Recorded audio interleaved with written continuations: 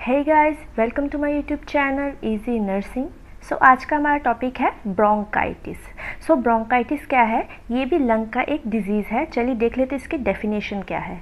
So bronchitis is an inflammation of lining of bronchial tube which carry air in and out from the lungs. तो bronchial tube जो होती है हमारी lungs में, ये उसका इन्फ्लामेशन है। मतलब ब्रोंकियल ट्यूब्स की जो लाइनिंग है, उसकी जो म्यूकस मेम्ब्रेन है, उसमें इन्फ्लामेशन होती है, जिस कंडीशन को हम बोलते हैं ब्रोंकाइटिस। फिर आते हैं गाइस इसके टाइप्स के ऊपर। तो ब्रोंकाइटिस के 2 टाइप्स होते हैं। फर्स्ट होता है अक्यूट ब्रोंकाइटिस, सेकंड होता है क्रॉनिक ब्रोंकाइटिस। तो चलिए देख लेते हैं अक्यूट ब्रोंकाइटिस क्या होता है। तो अक्यूट ब्रोंकाइटिस किससे कॉज होता है? ये अक्यूट से हम लोग को पता चलता है कि ये शॉर्ट टर्म डिजीज़ होता है। एक्यूट मतलब होता है शॉर्ट टर्म, तो ये शॉर्ट टर्म ब्रोंकाइटिस है। तो इसके कॉजेज़ क्या होते हैं, चलिए देख लेते हैं। The virus that can cause upper respiratory tract infection such as rhino virus, कोविड-19 वायरस। जो वायरस आपके अपर रेस्पिरेटरी सिस्टम में इन्फेक्शन फैला सकते हैं, वही वायरस ब्रोंकाइटिस भी कॉज कर सकते हैं। क्योंकि जब अपर रेस्पिरेटरी सिस्टम में हमारे वायरस और बैक्टीरिया, कुछ भी माइक्रो ऑर्गेनिज्म आता है, वो कहाँ चला जाता है? हमारे लोअर रेस्पिरेटरी सिस्टम में। तो अपर रेस्पिरेटरी सिस्टम में इन्फेक्शन कॉज करने वाले बैक्टीरिया भी यहाँ पे हमारा ब्रोंकाइटिस कॉज कर सकते हैं। Some time bacteria also cause acute bronchitis. तो बैक्टीरिया अक्यूट ब्रोंकाइटिस कॉज करते हैं। It usually resolve within 7 to 10 days. ये अक्यूट ब्रोंकाइटिस जो होता है 7 to 10 डेज में बहुत जल्दी क्योर हो जाता है। Certain irritants like fume smoking में कॉज ब्रोंकाइटिस। तो सर्टेन कुछ हमारे इरिटेंट्स होते हैं एयर में, कुछ हमारे पॉल्यूटेंट्स होते हैं, स्मोक होती है, जो क्या है ब्रोंकाइटिस कॉज कर सकती है। देन आते हैं गाइस क्रॉनिक ब्रोंकाइटिस में। तो क्रॉनिक ब्रोंकाइटिस क्या है? If the inflammation persists for long time, it may known as chronic bronchitis। अगर वो इन्फ्लामेशन, अगर ब्रोंकियल ट्यूब की आपकी जो इन्फ्लामेशन है वो बहुत लंबे समय तक रहती है, तो उसे हम क्रॉनिक ब्रोंकाइटिस बोलेंगे। तो क्रॉनिक ब्रोंकाइटिस के क्या क्या कॉजेज़ हो सकते हैं गाइस, चलिए देख लेते हैं। Exposure to irritants for long time. अगर कोई पर्सन इरिटेंट्स के एयर में जो इरिटेंट्स होते हैं उसके अगर कांटेक्ट में बहुत दिनों तक रहता है, बहुत लॉन्ग टाइम तक रहता है, तो उसको ब्रोंकाइटिस होने के चांस, उसको क्रॉनिक ब्रोंकाइटिस होने के चांस बहुत ज़्यादा हो सकते हैं। तो वो पॉल्यूटेंट्स क्या हो सकते हैं? एयर पॉल्यूटेंट हो सकते हैं, डस्ट हो सकती है, फ्यूम हो सकती है, स्मोक हो सकती है, कुछ भी ऐसा जो आपकी ब्रोंकियल ट्यूब को इरिटेट करे। उसके बाद smoking is a major cause of this condition. तो जो स्मोकर्स होते हैं उनमें ब्रोंकाइटिस होने की संभावना बहुत ज़्यादा बढ़ जाती है। तो गाइस क्रॉनिक ब्रोंकाइटिस के कुछ अदर कॉजेज़ भी हो सकते हैं, जो है GERD, जो है गैस्ट्रोइसोफेजियल रिफ्लक्स डिजीज़। तो ये डिजीज़ में क्या होता है? Bronchitis may also occurs when acids from stomach consistently back up into esophagus and a few drops go into the upper airway। ये कब होता है? GERD की कंडीशन कब ऑकर होती है? जब हमारे स्टमक के अंदर से कुछ एसिड्स जो ईसोफेगस के थ्रू हमारे फेरिंग्स में चले जाते हैं, और फेरिंग से क्या होता है, वो हमारे रेस्पिरेटरी ट्रैक में चले जाते हैं, वो लंग्स में हमारे ब्रोंकियल ट्यूब्स के अंदर एंटर कर जाते हैं वो एसिड के कुछ ड्रॉप्स, जिससे हमारी वो ब्रोंकियल ट्यूब में इन्फ्लेमेशन हो सकते हैं। क्योंकि वो एसिड क्या करते हैं, ब्रोंकियल ट्यूब के म्यूकस मेम्ब्रेन को इरिटेट करते हैं। इसके बाद आते हैं कि वीक इम्यूनिटी। तो वीक इम्यूनिटी के जो पर्सन होते हैं उनमें भी ये ब्रोंकाइटिस होने का खतरा बहुत होता है। क्योंकि वीक इम्यूनिटी वाले जो पर्सन होते हैं उनको बैक्टीरिया और वायरस का अटैक करने का चांसेस बहुत ज़्यादा होता है, तो इसलिए उनको भी ब्रोंकाइटिस हो सकता है। तो चलिए गाइस देख लेते हैं इसकी pathophysiology. So due to underlying causes क्या है? जो हमने इटियोलॉजिकल कॉजेज़ देखें, जैसे कोई पॉल्यूटेंट हुआ, इरिटेंट हुआ, GERD हुआ, कुछ ये सब जो कॉजेज़ होते हैं ब्रोंकाइटिस के, उसके वजह से क्या होता है कि hyper secretion of mucus and inflammation occurs. तो ये कैसे होता है, चलिए देख लेते हैं। कोई भी पॉल्यूटेंट जब ब्रोंकियल, ये अगर हमारी नॉर्मल ब्रोंकियल ट्यूब है, तब जब भी कोई इरिटेंट ब्रोंकियल ट्यूब को इरिटेट करता है तो क्या होता है, ब्रोंकियल ट्यूब की जो म्यूकस मेम्ब्रेन है, ये नॉर्मल ब्रोंकियल ट्यूब की म्यूकस मेम्ब्रेन है।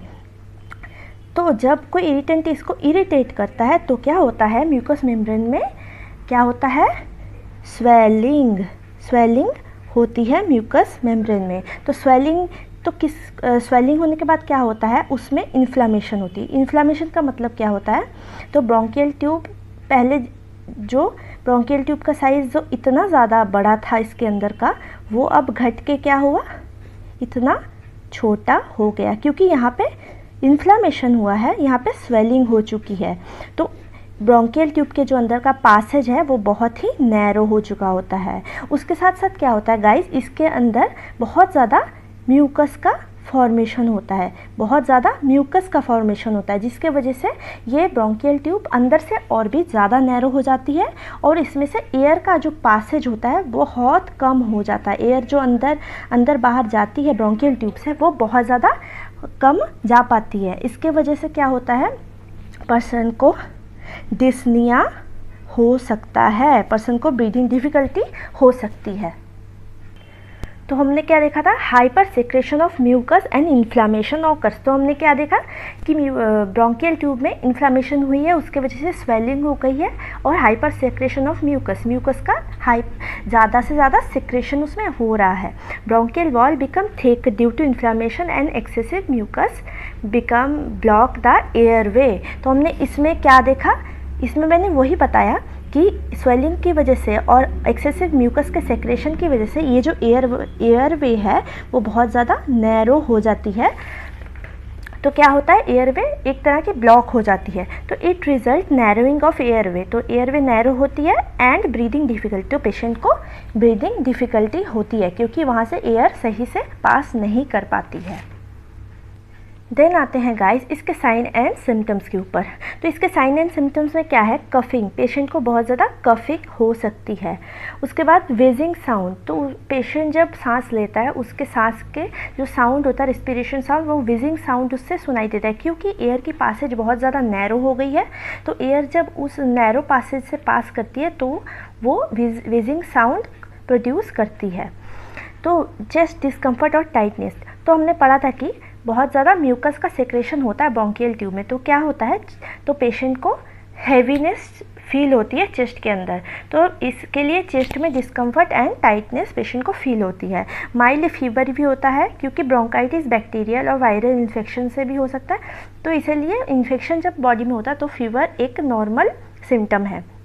साइनोसिस, मैंने जैसे पढ़ाया पैथोफिजियोलॉजी में कि पेशेंट को ब्रीदिंग डिफ़िकल्टी हो सकती है। तो ब्रीदिंग डिफ़िकल्टी जब पेशेंट को होगी तो पेशेंट अच्छे से एयर इनहेल एक्सेल नहीं कर पाएगा, तो बॉडी में क्या होगा, वो सिमिलरली वो ऑक्सीजन भी नहीं ले पाएगा सही से। तो इसकी वजह से क्या होगा, बॉडी में ऑक्सीजन का लैक होगा और टिश्यूज़ में भी ऑक्सीजन नहीं जा पाएगी।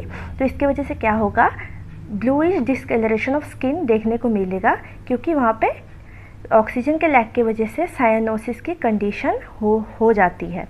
उसके बाद आते हैं लास्ट सिम्टम में जो है वेट लॉस, पेशेंट का वेट लॉस भी होता है।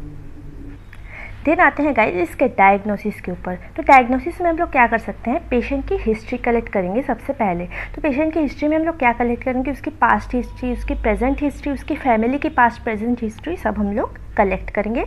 उसके बाद पेशेंट का फिज़िकल एग्जामिनेशन करेंगे। देन हम लोग कर सकते हैं चेस्ट का एक्सरे, क्योंकि हम लोग को लंग का कंडीशन देखना है, लंग्स के अंदर जो ब्रोंकियल ट्यूब्स है उसका हम लोग को कंडीशन देखना है, इसलिए हम लोग को चेस्ट एक्सरे करना पड़ेगा। तो इसके बाद हम लोग ब्लड टेस्ट कर सकते हैं। ब्लड टेस्ट में हम लोग को क्या देखने को मिलेगा, WBCs का काउंट जो है इंक्रीज्ड हम लोग को मिलेगा, क्योंकि बॉडी में जब भी कोई इन्फेक्शन होता है तो हमारी बॉडी की इम्यूनिटी जिसे जो WBCs से होती है, हमारी इम्यूनिटी बनती है। तो WBCs क्या करते हैं, जब भी बॉडी में कोई ऑर्गन में या कोई किसी जगह पे इन्फेक्शन होता है तो WBCs पहुँच जाते हैं और वो बैक्टीरिया और वायरस जो भी माइक्रो ऑर्गेनिज्म होता है उससे लड़ते हैं। तो WBCs का काउंट तब बढ़ जाता है इन्फेक्शन के टाइम, इसलिए हम लोग को ब्लड टेस्ट में WBCs का काउंट बढ़ा हुआ मिलेगा। तो उसके बाद हम लोग स्पूटम कल्चर कर सकते हैं। तो स्पूटम कल्चर क्यों करते हैं, स्पूटम हम लोग जब कल्चर करते हैं लैब में जाके स्पूटम जब कल्चर करते हैं तो क्या होता है उसमें कौन सा बैक्टीरिया और वायरस प्रेजेंट है वो हम लोग को पता चलता है। उसके बाद पल्मोनरी फंक्शन टेस्ट और स्पायरोमेट्री टेस्ट। ये स्पायरोमेट्री टेस्ट क्या है गाइस, ये एक स्पायरोमीटर एक होता है डिवाइस जिसके थ्रू हम क्या कर सकते हैं, पेशेंट कितनी एयर एक्सेल कर पा रहा है उसका हम लोग टेस्ट करते हैं। तो अगर पेशेंट सही से एयर एक्सेल कर पाता है स्पायरोमेट्री टेस्ट में, इसका मतलब पेशेंट को ब्रीदिंग डिफ़िकल्टी नहीं है। पेशेंट की ब्रीदिंग डिफ़िकल्टी को मेजर करने के लिए या पेशेंट की डिफ़िकल्टी उसको हो रही है कि नहीं ये जानने के लिए हम लोग को स्पायरोमेट्री टेस्ट करना पड़ता है। देन हम लोग कर सकते हैं पल्स ऑक्सीमेट्री टेस्ट। ये क्यों करते हैं, ये हम लोग को ब्लड में ऑक्सीजन का सैचुरेशन कितना है, ब्लड में ऑक्सीजन कितनी मात्रा में प्रेजेंट है ये जानने के लिए हम लोगों को ये पल्स ऑक्सीमेट्री टेस्ट करना पड़ता है। तो चलिए गाइस देख लेते हैं इसके मैनेजमेंट को। तो मेडिकल मैनेजमेंट में हम लोग क्या कर सकते हैं, अगर पेशेंट को किसी भी बैक्टीरिया से इन्फेक्शन हुआ है तो पेशेंट को हम लोग एंटीबायोटिक से ट्रीट कर सकते हैं। उसके बाद अगर पेशेंट को फीवर और पेन हो रहा है तो उसको एंटीपायरेटिक और एनाल्जेसिक्स ड्रग्स हम लोग दे सकते हैं लाइक पैरासीटामोल। पेशेंट को स्टेरॉयड थेरेपी भी दे सकते हैं, जैसे कॉर्टिकोस्टेरॉयड ड्रग्स होते हैं उससे हम लोग स्टेरॉयड थेरेपी दे सकते हैं। तो ये स्टेरॉयड ड्रग्स क्या करते हैं, ये इन्फ्लामेशन को रिलीव करते हैं। तो जब हमारी तो ब्रोंकियल ट्यूब्स में इन्फ्लामेशन हुई होती है उसको अगर रिलीव होगा तो क्या होगा, हम लोग की जो एयर पासेज है वो उसकी जो स्वेलिंग है वो कम हो जाएगी और एयर को पास करने की ज़्यादा जगह मिल पाएगी, तो डिस्निया की जो कंडीशन है वो रिड्यूस हो जाएगी। उसके बाद हम लोग पेशेंट को ब्रोंकोडायलेटर्स दे सकते हैं जैसे एल्ब्यूटेरॉल और जिसको हम लोग सल्ब्यूटामोल भी बोल सकते हैं।